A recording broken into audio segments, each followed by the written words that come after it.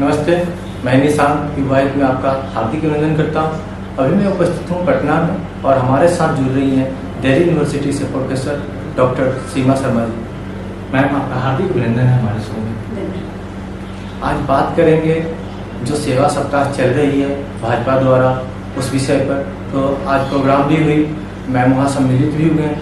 तो आज बात करते हैं मैम, जो आपने वहाँ पे देखा या सेवा सप्ताह के दौरान बच्चों में एक उत्सुकता थी, तो क्या इस प्रकार के कार्यक्रम लगातार होने चाहिए?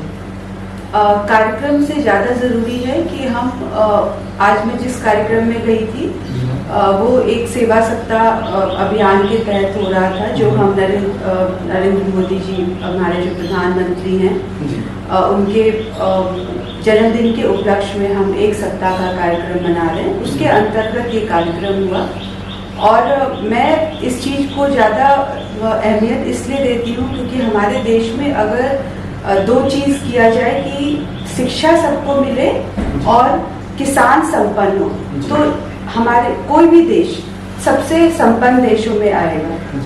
शिक्षा की अगर हम बात करें तो दो वर्ग हैं, जो उच्च वर्ग और मध्य वर्ग हैं, वो कहीं ना कहीं से उनको शिक्षा मिल जाती है, उनके लिए सारी उपलब्ध हैं चीज़ें, उनके लिए कॉलेज हैं, स्कूल हैं, सब कुछ है। लेकिन जो गरीब वर्ग है वो शिक्षित नहीं हो पाता है क्योंकि उनके घर में ही वो माहौल नहीं होता है कि वो आगे शिक्षा के लिए कहीं जा पाए।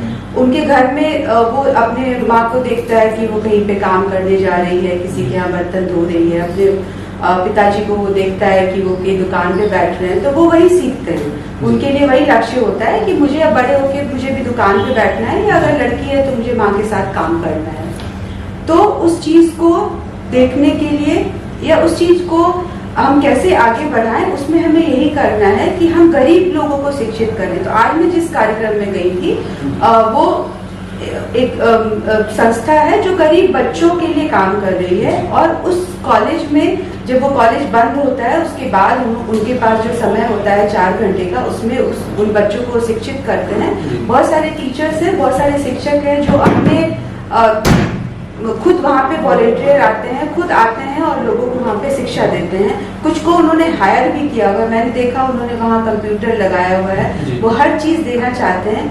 और शिक्षा से ज्यादा जरूरी है कि आप उनको शिक्षित किताबी तौर पे मत कीजिए, आप उनको मानसिक तौर पे शिक्षित कीजिए कि वो इस सोच से आगे बढ़े कि नहीं हमें वही बनना है जो हम चाहते हैं, हमें वो नहीं बनना है जो मेरे माता पिता कर रहे हैं, तो हमें उनसे अलग कुछ सोचना है। तो वहाँ के जो लोग थे या वहाँ जितनी भी शिक्षिकाएं हैं या वहाँ जितने शिक्षक हैं, वो बच्चों को मानसिक रूप से इसके लिए तैयार कर रहे हैं कि आप जो अपने घर में देख रहे हो या आप जो अपने माँ बाप के साथ देख रहे हो, आपके लिए वो शिक्षा नहीं है या आपको वो नहीं करना है, आपको उससे कुछ अलग करना है। मैं आपसे और सवाल पूछना चाहता हूँ, क्या जो हमारी सरकारी संस्थाएं हैं, जिस प्रकार से अगर एक छोटे छोटे संस्था बनाते हैं और बच्चों को इतनी स्किल्स दे रहे हैं, नए नए तरीके से पढ़ाई का साधन मुहैया करा रहे हैं, तो क्या हमारी सरकारी संस्था या सरकार इस तरह की व्यवस्था नहीं कर सकती है? कर सकती है, और सरकार ने व्यवस्था की भी हुई है। बहुत सारे सरकारी स्कूल हैं और भी जो जितने प्राइवेट स्कूल हैं